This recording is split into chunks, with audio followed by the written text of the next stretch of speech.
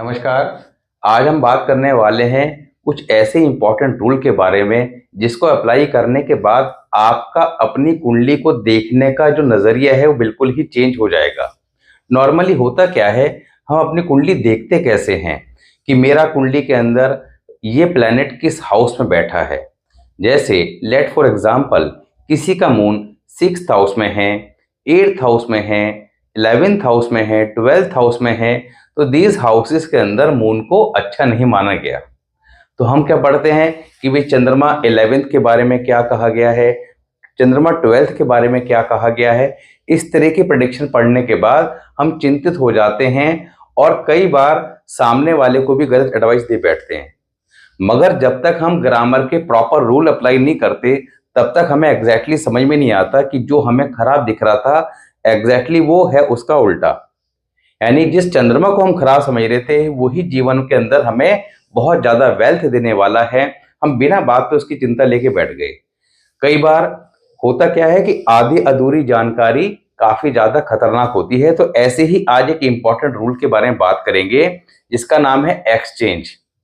Exchange का मतलब है कि दो प्लैनेट जब आपस में एक्सचेंज करते हैं तो किस तरीके से करते हैं और कौन सा ऐसा प्लैनेट है जो किसी के साथ एक्सचेंज नहीं करता। क्योंकि एक्सचेंज के बारे में तो आपको पता होगा कि इसको बोलते हैं आपका राशि परिवर्तन योग। सुना है राशि परिवर्तन योग कि दो ग्रह आपस में एक दूसरे की राशि में जाके बैठ जाएं तो यहां पर ये अच्छा राजयोग बना देते हैं। मगर कौन सा प्लेनेट ऐसा है जो एक्सचेंज नहीं करता, तो यहां पर उसकी बात करेंगे। और राशि परिवर्तन योग कैसे काम करता है, कैसे खराब रिजल्ट को उल्टा कर देता है, चाहे वो लगन कुंडली में आए या वर्षफल में आए, दोनों की प्रैक्टिकल वे में बात करेंगे। साथ ही एक कुंडली का विश्लेषण करेंगे।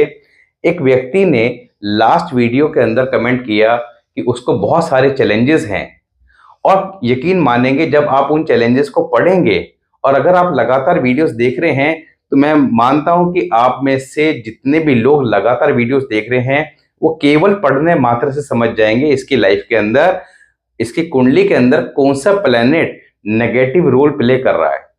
सिंपल उसका इलाज करें और चीजों को ठीक करें। तो यहाँ पर उस कुंडली के बारे में बात करेंगे, उनके जो कमेंट आए हैं उसको भी आपको दिखाएंगे। मगर सबसे पहले बात करते हैं राशि परिवर्तन योग के बारे में। कुंडली के बारे में बात क्यों करेंगे ये भी समझ लीजिए, क्योंकि आप लोग जब तक प्रैक्टिकल वे में सरल तरीके से ये नहीं समझेंगे कि आपकी कुंडली क्या कहती है, कैसे उसको चेक करना है। बहुत ही सिंपल वे है। देखिए यहाँ पर हमें 20-20 साल लग गए चीजों को स्टडी करते हुए क्योंकि प्रॉपर गाइडेंस नहीं थी। तो एक आदमी होता है कि वो अपने आप ही हाथ पैर मारे जा रहा है, कभी इसको पढ़ रहा है कभी उसको पढ़ रहा है, मगर एग्जैक्टली उसको सीक्वेंस नहीं पता किसको कब कहाँ पढ़ना था। तो जब यहाँ पर आजकल यूट्यूब वगैरह से चल गए हैं, इसके माध्यम से हमने जो क्लासेस स्टार्ट करी हैं फ्रॉम द बिगिनिंग, जिसको ABCD नहीं आती वो फ्रॉम द बिगिनिंग हमारे चैनल पे जाके पहली वीडियो से स्टार्ट करें and make the notes. Daily 3-4 video देख के नोट्स बनाएं। आई एम 100% श्योर कि वो एक साल के अंदर, एक साल भी ज्यादा कह रहा हूँ, 6 महीने के अंदर इतना निपुण हो जाएगा, इतना एक्सपर्ट हो जाएगा कि वो जहां कहीं भी रहता है उसके आसपास कोई भी एस्ट्रोलॉजर 10 मिनट भी उसके सामने बैठ नहीं पाएगा। उल्टा वही उस एस्ट्रोलॉजर के बारे में 50 भविष्यवाणियां 2 मिनट के अंदर दे देगा। आपको बिल्कुल श्योर जो टेक्निक्स हैं वो बताई गई हैं। केवल थोड़ा सा धैर्य के साथ सीखने और समझने की जरूरत होती है। हम लोग गलती क्या करते हैं कि धैर्य की कमी के कारण सीधा मेरा मून कहाँ बैठा है 11th हाउस मून का वीडियो देखा, 4-5 के निकाले, एक एक करके सबके पढ़ डाले। इससे काम नहीं चलेगा। 11th हाउस के मून के रिजल्ट आपको पता होने चाहिए, मगर उसके साथ साथ जो हमने पीछे रूल कराए हैं ग्रामर के, जिसको आज भी डिस्कस करेंगे, आप समझ जाएंगे कि ग्रामर के बिना, ग्रामर आप ऐसे समझ लीजिए कि आप एक लैंग्वेज सीखना चाहते हैं मगर उस लैंग्वेज को प्रॉपर वे में तभी सीख पाएंगे जब तक उसमें ग्रामर अप्लाई नहीं करेंगे। आप इंग्लिश सीखना चाहते हैं, आपको इंग्लिश में क्या होगा कि वोकैबुलरी बहुत सारी याद हो गई, मगर आप जब उसको बोलेंगे तो आपको तो लग रहा है कि बोल दी इंग्लिश, मगर सामने वाले को समझ में नहीं आएगी। मगर जब ग्रामेटिकली वे में चीजों को अप्लाई करने के बाद बोलेंगे तो सामने वाला भी समझ जाएगा yes these people are have good knowledge about any language. तो ग्रामर का बहुत बड़ा रोल होता है। रूल्स जो होते हैं जब तक वो अप्लाई नहीं करते तब तक चीजें समझ में नहीं आती। तो यहां पर स्टार्ट करते हैं एक्सचेंज के बारे में। सिंपल सी बात है, देखिए एक्सचेंज क्या होता है, दो प्लैनेट आपस में एक दूसरे के घरों में बैठ जाएं। बड़े ध्यान से समझिएगा, आप लोगों को समझने में अभी तक क्या समझा है कि राशि परिवर्तन योग, यानी कि दो प्लैनेट एक दूसरे की राशि में बैठ जाए। मगर मैं यहां पर क्या कह रहा हूं कि दो प्लैनेट एक दूसरे के हाउसेस में बैठ जाएं। अब यहां पर गलती आप लोग क्या करेंगे, आपको केवल राशि के बारे में पता है, हाउसेस के बारे में नहीं पता। राशि सबको पता है कि भाई लेट फॉर एग्जांपल शनि की राशि कौन सी है, 10 और 11। चंद्रमा की क्या है, 4 नंबर की राशि। तो चंद्रमा शनि की राशि में चला जाए और शनि चंद्रमा की राशि में चले जाए, दैट इज राशि परिवर्तन योग। अब दोनों एक दूसरे को परेशान नहीं करेंगे। नॉर्मली चंद्रमा 10 नंबर के साइन में हो या 11 नंबर के साइन में हो, ये लेट फॉर एग्जांपल चंद्रमा की बात कर रहे हैं, ऐसा हम सभी को लेके चलेंगे, ठीक है। तो हमें पता होना चाहिए कि मित्र और शत्रु कौन कौन से हैं। तो ये आप सबको पता है, बेसिक आपको सभी को पता है कि कौन कौन से ग्रह मित्र होते हैं। बृहस्पति, सूर्य, मंगल और चंद्र आपस में मित्र हैं। शुक्र, शनि, राहु और मरकरी ये आपस में मित्र हैं। केतु जो है वो बीच में काम करता है क्योंकि इधर बृहस्पति को भी फॉलो करता है, इधर आपका इनका मित्र तो है ही है, जो ये बताइए मरकरी से थोड़ा सा इसकी एनिमी रहती है। तो बेसिकली यहां पर जो हमें दिखाई दे रहा था राशि परिवर्तन योग का, अगर हमें पता था तो अब उसके रिजल्ट उल्टे हो गए। अब वो चंद्रमा भी शुभ परिणाम देगा और शनि भी शुभ परिणाम देगा, जो दोनों ही खराब देखने को लग रहे थे। अब इसी प्रकार जब हम बात करते हैं हाउसेस के बारे में, तो हमें ये पता होना चाहिए कि हाउसेस क्या होते हैं। तो यहां पर आपने सिंपली क्या करना है, ऐसे समझना है कि ये आपकी कुंडली का लगन भाव है और यहाँ पर 1 नंबर की राशि है। तो यहाँ पर इसी तरह आप एक चार्ट ड्रॉ कर लेंगे, जैसे ये ड्रॉ किया हुआ है। 1 नंबर की राशि यहाँ लिख के आपने यहाँ पर 12 नंबर तक लिख दी है। अब आपको पता होना चाहिए कि मेष राशि यानी कि लगन में मेष राशि है और 8 नंबर की राशि यहाँ 8वें घर में है। तो ये राशि के हाउसेस हो गए। तो आपको देखना क्या है कि शनि के हाउसेस कौन से हैं। सिंपल सा है कि 10 और 11 नंबर की राशि जहां पे आ रही है वो शनि के घर हो गए। 4 नंबर की राशि जो आ गई, चतुर्थ भाव, ये चंद्रमा का हो गया। तो यहां पर राशि या हाउस किसी भी प्रकार से कोई प्लैनेट एक दूसरे के साथ परिवर्तन कर ले। जैसे अब आपकी कुंडली के अंदर, जैसे यहां पर इस कुंडली के लेते हैं, इस कुंडली के अंदर 2 नंबर की राशि है, ये इनकी लगन कुंडली है। नॉर्मली जो हम आपका कुंडली हमारी बनी होती है तो वहां पर यहाँ पर कोई भी नंबर हो सकता है, 2 नंबर, 3 नंबर, 4 नंबर, कुछ भी हो सकता है, 1 से लेकर 12 तक। उसी सीक्वेंस में फिर वो नंबर आगे बढ़ते हैं। आपने क्या पता होना चाहिए कि ये 10वां घर है और ये 11वां घर है, ये सबको पता है। तो 10वां और 11वां घर किसका है, कालपुरुष कुंडली के अकॉर्डिंग शनि का है। तो यहाँ पर राशि कोई भी हो, अब इस कुंडली के अंदर अगर चंद्रमा यहाँ पे होता 11th हाउस में और शनि बैठा है 4th हाउस में, तो ये कहलाता राशि परिवर्तन योग। अब यहाँ पर चंद्रमा जो हमें खराब दिख रहा था वो खराब रिजल्ट नहीं देता, और शनि जो खराब दिखाई दे रहा था 4th हाउस में वो भी खराब रिजल्ट नहीं देता, क्योंकि दोनों ने एक दूसरे के हाउसेस में जाके बैठ गए। मैं तेरे घर का ध्यान रखूंगा, तू मेरे घर का ध्यान रख, हैं दोनों आपस में एनिमी। मगर जब दो दुश्मन एक दूसरे घर में बैठ जाएंगे तो नॉर्मली क्या करेंगे, एक दूसरे के घर को डिस्टर्ब करेंगे, वहां पे छानबीन करेंगे, ऐसा समझिए।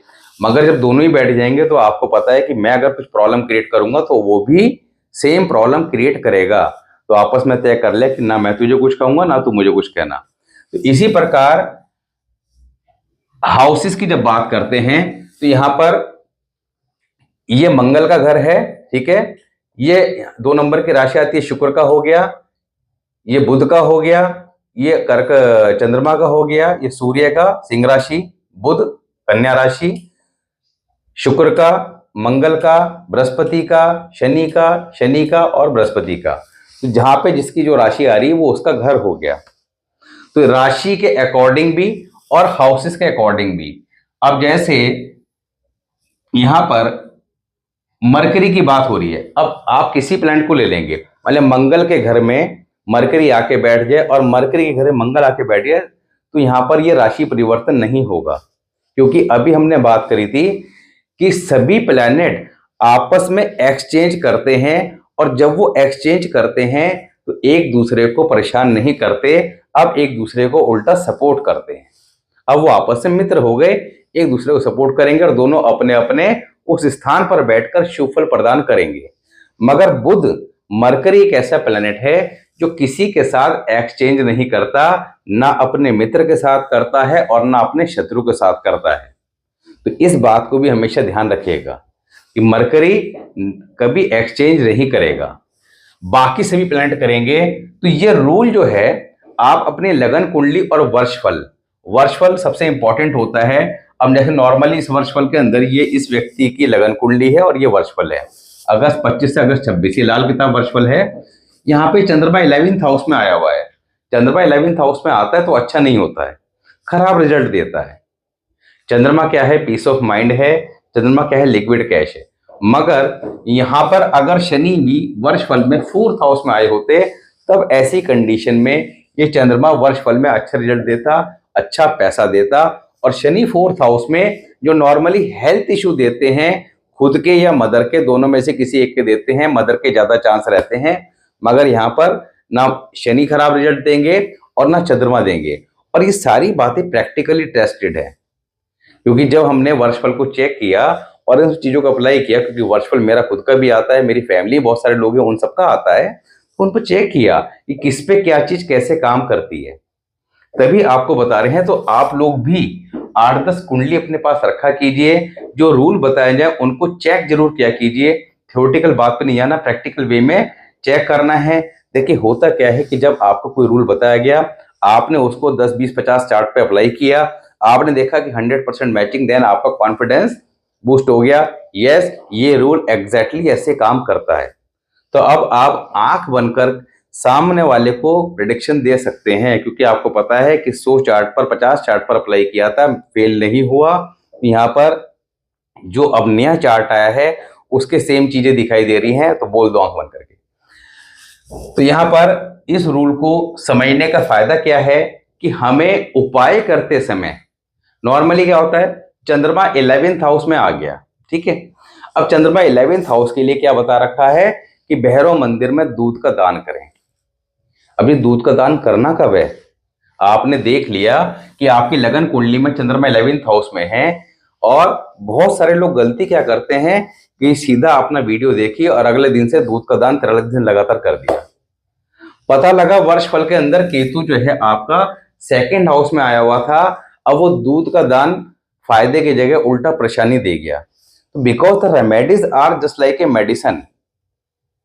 यहाँ पर प्लस पॉइंट क्या रहता है, किसी प्रकार की लंबी चौड़ी पूजा पाठ नहीं है, कोई नग वगैरह एडवाइस नहीं है, और किसी प्रकार की मंत्रमाला का जाप एडवाइस नहीं है, जिनमें ज्यादा समय और खर्चा होता है। आप पंडित जी से पूजा पाठ करवाएंगे किसी भी बड़े उसके लिए, बीमारी के लिए या संतान प्राप्ति के लिए, किसी और अन्य प्रकार के इसके लिए, तो आपको 50,000, लाख, 1.5 लाख, 2 लाख के खर्चे बता दिए जाएंगे। सबसे इंपॉर्टेंट, आदमी खर्च कर भी दे, रिजल्ट नहीं आते हैं। मगर यहाँ पर ये रेमेडी क्या थी कि नियम से करना था, कि 43 दिन लगातार दूध का पैकेट देना था। अब 43 दिन भी नहीं दे सकते तो 11 पैकेट दूध के दान कर दो, मजदूरों में बांट दो या मंदिर में दे दो। अब यहाँ पर डिपेंड करता है वर्षफल पे कि भाई मंदिर में बांटना है या मजदूरों को दान देना है, ये डिपेंड करता है वर्षफल पे। मगर बात ये आती है कि रेमेडी करने की आवश्यकता है या नहीं।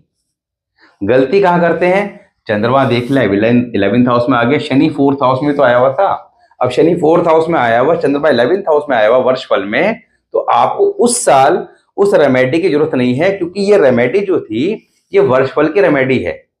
ये रेमेडी लगन कुंडली की नहीं है कि आपकी कुंडली जो है बन गई थी जब आप पैदा हुए, तब आप देख रहे हैं उसको 40 साल की उम्र में कि अरे इसमें वीडियो बता रखा था कि चंद्रमा 11th हाउस, दूध का पैकेट दान कर दें। मजेदार बात है, बहुत सारे एस्ट्रोलॉजर भी जो है इस तरह की एडवाइस दे बैठते हैं। जब लोगों से बात होती है कि सर मैंने ये रेमेडीज जो है अभी कर ली हैं, कि मैंने 43 दिन लगातार दूध का पैकेट मंदिर में दान कर दिया। मैंने कहा कब करा? अभी किया है, 3 महीने पहले। क्यों किया? कि वो किसी को कुंडली दिखाई थी, उन्होंने बताया। अब उस व्यक्ति की लगन कुंडली में चंद्रमा 11th हाउस में था, वर्ष फल के अंदर उसका 9th हाउस में था या 4th हाउस में था या इसमें था, आवश्यकता थी नहीं, बिना बात पे दूध का दान करवा दिया। उससे क्या हुआ? सामने वाले का टाइम भी खराब हुआ और पता लगा अगर केतु या शनि आपका सेकंड हाउस में हुए या राहु सेकंड हाउस में है, वहां तक दान कर दिया तो उल्टा वो रेमेडी फायदे की जगह सामने वाले को नुकसान दे जाएगी। तो रेमेडी पता होनी चाहिए कि वर्षफल की कौन सी है। अभी इस पे बात करेंगे, समझ में आएगा आपको कि वर्षफल की कौन सी है, लगन कुंडली की कौन सी है। मगर ये भी समझना है कि रेमेडी पता होनी चाहिए, मगर रेमेडी करने की आवश्यकता है या नहीं। बुखार तो है, मगर बुखार किस प्रकार का है, कौन सी एंटीबायोटिक खानी है, बुखार की कौन सी खानी है भी या नहीं खानी, सब कुछ डिपेंड करता है। तो सारा का सारा सिस्टम, क्योंकि रेमेडीज काम 100% करती है, ये तय है। ये एक नहीं, ये सैकड़ों लोगों ने बता दिया है कि साहब ये ऐसे ठीक हो गया, वैसे ठीक हो गया। मैंने खुद ऑब्जर्व किया है, मगर आप लोगों को भी थोड़ा सा समझना होगा। मेरा इसलिए प्रयास है क्योंकि लोग जीवन भर दुखी परेशान रहते हैं, इधर उधर घूम के टाइम वेस्ट हो जाता है।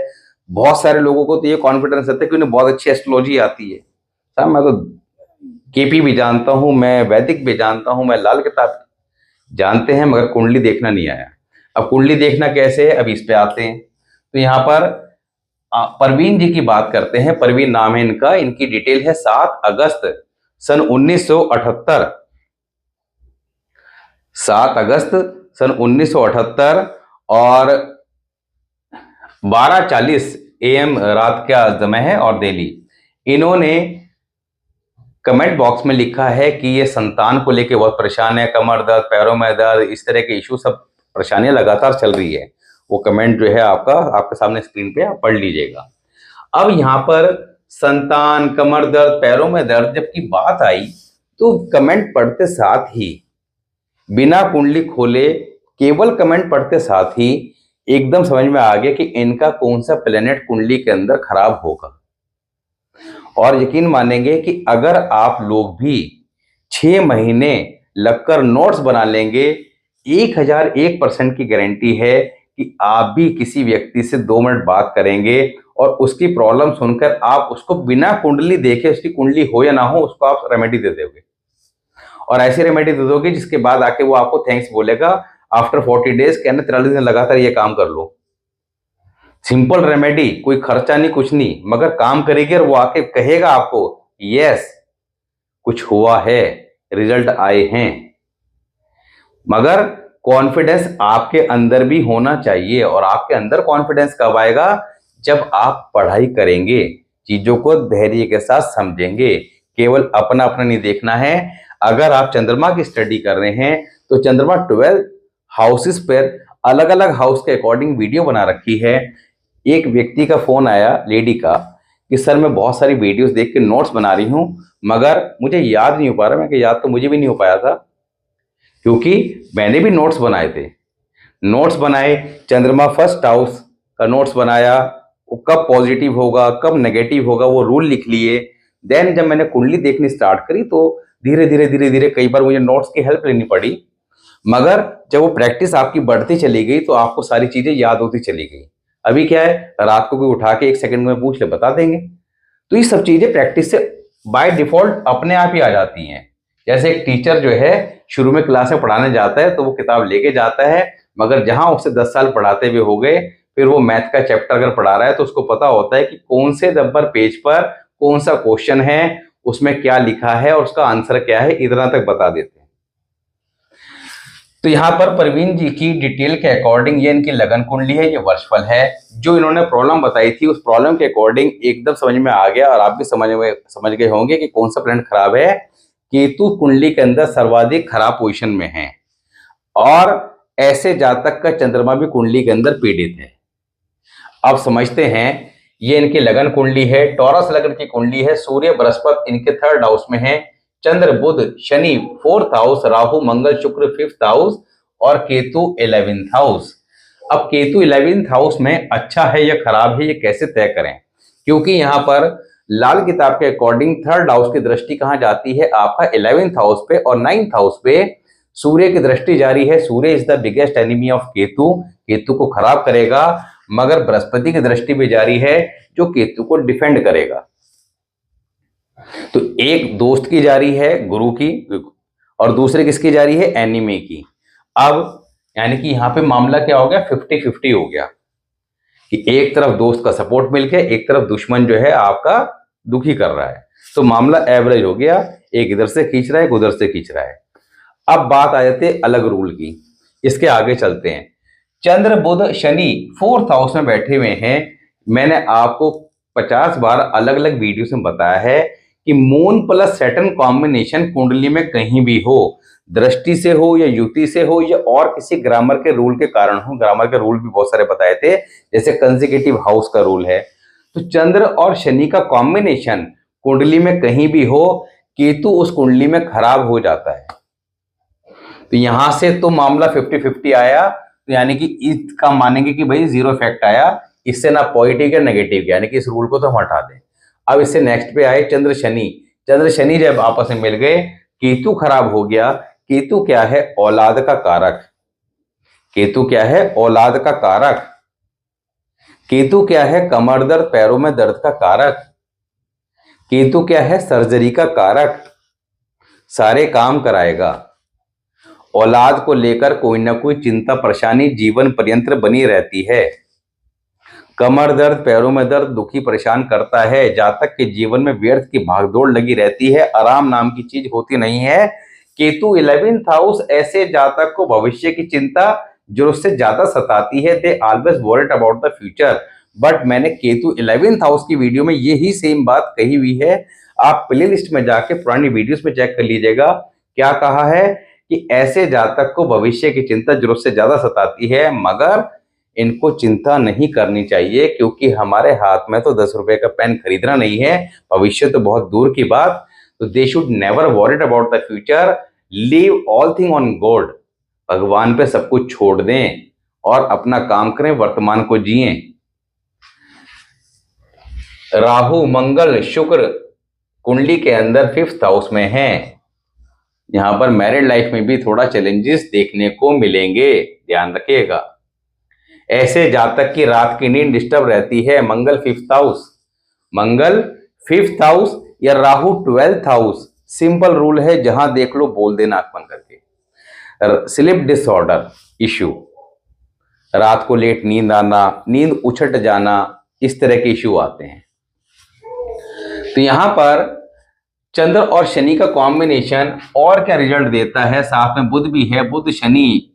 अच्छा, ये सूर्य बुध भी जो है, सूर्य बृहस्पति भी आकर यहां पर मिल जाएंगे चंद्र बुध शनि के साथ, अकॉर्डिंग टू कंसेक्यूटिव हाउस वाले रूल को कारण, कि जब दो ग्रह किसी हाउस में बैठे हो, उनसे नेक्स्ट हाउस में उनका कोई मित्र ग्रह हो, तो वो यहाँ का रिजल्ट देंगे, साथ में यहाँ भी शिफ्ट हो जाएंगे इनके साथ और कॉम्बिनेशन बना लेंगे, और वो कॉम्बिनेशन के रिजल्ट आपको देखने को मिलेंगे। तो यहाँ पर सूर्य चंद्र, सूर्य बुध, सूर्य शनि का कॉम्बिनेशन भी बनेगा, बृहस्पति चंद्र, बृहस्पति बुध, बृहस्पति शनि का कॉम्बिनेशन भी बनेगा। इसी प्रकार ये भी यहाँ शिफ्ट हो जाएंगे। यहाँ पे इतनी बात नहीं करेंगे, बहुत लंबा हो जाएगा, क्योंकि एक चार्ट पर 2 घंटे ही बात कर लीजिए तो कम है। अभी सिंपल बात करते हैं कि इनको क्या करना है, उपाय की बात करते हैं। तो जो इन्होंने परेशानी बताई है, अब देखिए इनको करना क्या है। नंबर 1, 50 ग्राम का चांदी का कड़ा सीधे हाथ में धारण करें, सोमवार के दिन गंगा जल से धोकर। ऐसे जातक अपनी मदर से अटैच होते हैं और मदर से किसी न किसी बात पे झगड़ा हो जाता है। चंद्रमा 4th हाउस, चंद्रमा 4th हाउस में अकेला भी हो तो ऐसे जातक का मन तब भी किसी न किसी कारण चिंतित परेशान रहता है। और यहाँ तो शनि के साथ में है। शनि क्या है, दुख। चंद्रमा क्या है, माँ और मन। माँ भी दुखी और मन भी दुखी किसी न किसी कारण। तो यहाँ पर रात के समय दूध का सेवन ना करें, ये आजीवन वाले उपाय हैं। लगन कुंडली के, लगन कुंडली हमारी कब बनती है, जब हम पैदा हो जाते हैं।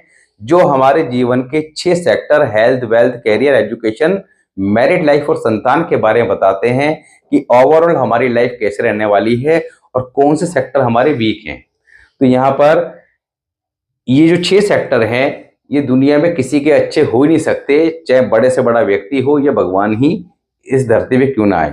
ये प्रॉब्लम तो मिलेगी मिलेगी, क्योंकि कुंडली जो है ये काल पुरुष की है और जो आ गया उसकी बाय डिफॉल्ट बन गई। तो यहां पर लगन कुंडली को ठीक करने के लिए some remedies always done according to lagna chart, ये काम करेंगी धीरे धीरे, होम्योपैथी दवा की तरह बीमारी को जड़ से खत्म करेंगी। वर्षफल इज मेन पार्ट, कि लगन कुंडली कितनी भी अच्छी है या खराब है, वर्षफल हमारा नया साल होता है जो हमारे जन्मदिन से शुरू होता है, अगला बर्थडे आने तक चलता है। हमारा नया साल कैसा है, ये साल कैसा जाएगा, ये साल कुछ देने के लिए आया है तो उससे लेना कैसे है, ये साल कुछ परेशानी देने आया है तो उससे बचना कैसे है। तो लगन कुंडली के जो उपाय बताए जा रहे हैं वो परमानेंट करने हैं। दुर्गा चालीसा का नियमित पाठ करें आजीवन। माथे पे और नाभि पे हल्दी या केसर का तिलक अवश्य लगाएं। घर में कोई टूटा हुआ छाता ना रखें। 50 ग्राम चांदी का कड़ा सीधे हाथ में अवश्य धारण करें। रात के समय दूध का सेवन ना करें। काले रंग के कपड़े ना पहने। एक नीम का पौधा अपने घर में अवश्य लगाएं और डेली रात को 1 गिलास पानी खुला सिराने रखें, नेक्स्ट उस नीम के पौधे में डालें। तो ये कार्य आप परमानेंट करें। अब बात करते हैं वर्षफल की। वर्षफल के उपाय में क्या कहना है? वर्षफल में Brihaspati 7th house rule apply करेंगे। Mars and Ketu become bad, ये रूल है, चाहे लगन कुंडली में लगा लो या वर्षफल में लगा लो। तो बृहस्पति आ गया 7th हाउस में। अब वर्षफल के अकॉर्डिंग प्रिकॉशन क्या करनी है? इस साल घर में किसी प्रकार की पूजा पाठ नहीं करानी, पंडित जी को बुला के, ना ही किसी को, चाहे पंडित जी हो या किसी को कपड़े दान करने। मजेदार बात होती है कि दोनों ही काम हो जाते हैं। तीसरा, कोई प्रसाद आ जाता है, भगवान की फोटो आ जाती है, ये सारे काम हो जाते हैं, ना ही लेना है, इस बात का भी ध्यान रखें। तो यहां पर इनको करना क्या है कि प्रिकॉशन, ये काम नहीं करने। दूसरा, स्ट्रीट डॉग की डेली यथासंभव सेवा करनी है जितना हो सके। किसी साधु फकीर सन्यासी से कोई धागा ताबीज नहीं लेना। इसके अलावा किसी से कोई इलेक्ट्रिक या इलेक्ट्रॉनिक आइटम गिफ्ट नहीं लेनी, क्योंकि राहु कहां पे आ गए हैं? 2nd हाउस में शांत बैठे हैं। इलेक्ट्रिक इलेक्ट्रॉनिक आइटम गिफ्ट नहीं लेनी। मंगल अगर खराब हो जाए तो राहु की तरह बिहेव करता है। राहु तो यहां पे है ही है, ये मंगल भी राहु का ही काम करेगा। 2nd हाउस किसका है? परिवार का। परिवार में इस वर्ष पीस ऑफ माइंड नहीं रहेगा। लड़ाई झगड़े ज्यादा देखने को मिलेंगे। जातक की वाणी, जातक माने प्रवीण जी की वाणी में कुछ ना कुछ दोष उत्पन्न हो जाएगा, कुछ ना कुछ मुंह से ऐसा निकल जाएगा जिससे सामने वाले बुरा लगेगा, लड़ाई का कारण बनेगा।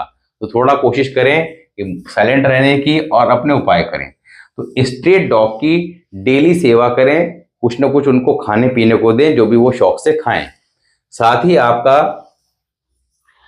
11 पैकेट 1 लीटर के दूध के मजदूरों में बांट दें, महीने में 1 बार कर लें।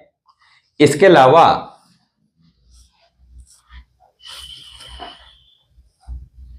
मंगलवार के मंगलवार या महीने में 1 बार पीले मीठे चावल हनुमान मंदिर में भोग लगाकर लोगों में बांट दें। ऐसा महीने में 1 बार करें, दिन के समय करें। सभी उपाय दिन के समय बिफोर सनसेट करने हैं। शुक्रवार 2 किलो कच्चे आलू हल्दी लगाकर पीले करें और काली या भूरे रंग की गाय को खिला दें। तो ये उपाय अपने इस प्रकार करें। इन्हें करने से आपको अवश्य लाभ होगा और शुभ परिणाम देखने को मिलेगा। ये जो उपाय बताए हैं ये आपने 7 अगस्त 2026 तक करने हैं। उसके बाद वर्षफल चेंज हो जाएगा। 7 अगस्त को जब भी वर्षफल आपका नया स्टार्ट होता है 30 दिन पहले अपना असर देना शुरू कर देता है। वर्षफल के उपाय लगातार करें, लगन कुंडली के सदैव फॉलो करें। ऐसा करने से अवश्य लाभ होगा और शुभ परिणाम देखने को मिलेंगे। ज्यादा डिटेल में आज बात नहीं कर सकते थे कुंडली के बारे में, क्योंकि बहुत ही लेंदी हो जाता, पहले टॉपिक भी ले लिया था।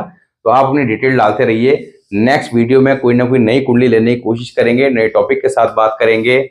और आप लोग को जो भी रूल बताए जाते हैं कृपया उनको अप्लाई करा करें, चेक करा करें और रिजल्ट बताया करें, ताकि आपका कॉन्फिडेंस भी बढ़े और जो दूसरे लोग हैं उनका कॉन्फिडेंस भी बढ़े और साथ ही मेरा कॉन्फिडेंस भी बढ़े। जय श्री कृष्ण।